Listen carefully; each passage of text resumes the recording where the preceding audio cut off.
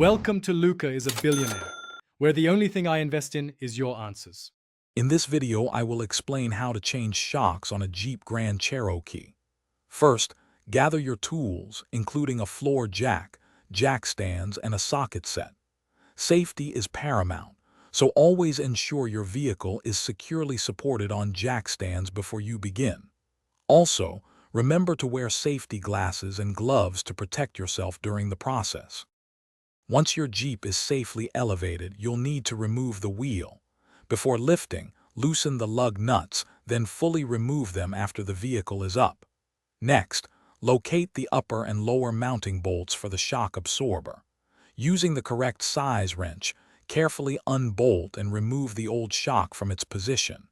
Be prepared for some resistance, as these bolts can be tight. Now it's time to install your new shock absorbers. You might need to compress the new shock slightly to align the mounting holes. Carefully guide the new shock into place, securing the upper and lower bolts. Make sure all bolts are tightened to the manufacturer's specified torque settings for optimal performance and safety. This step is crucial for the longevity of your new shocks. With the new shocks installed, it's time to put the wheel back on and carefully lower your Jeep. Before you take it for a test drive, double-check every bolt you touch to ensure everything is properly tightened and secure.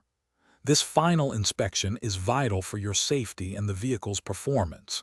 And hey, while you're working hard, remember to stay hydrated. Check the description for a link to the Owala water bottle and other great deals. Thanks for watching and please subscribe. It's the best investment you'll ever make.